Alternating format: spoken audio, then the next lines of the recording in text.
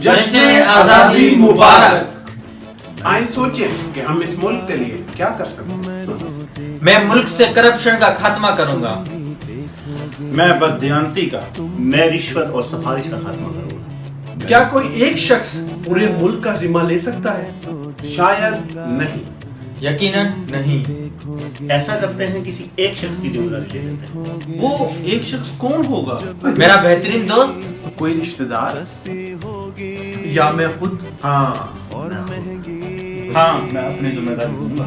میں اپنے وطن کے لیے ایمانداری سے، دیانتداری سے، محنت اور لگن سے اپنے فرائض بخوبی سر انجام. آئیں اس جشن آزادی پر ہم سب مل کر یہ عہد کریں. ہم سب اپنے ذمہ دار بنیں گے. پاکستان زندہ باد.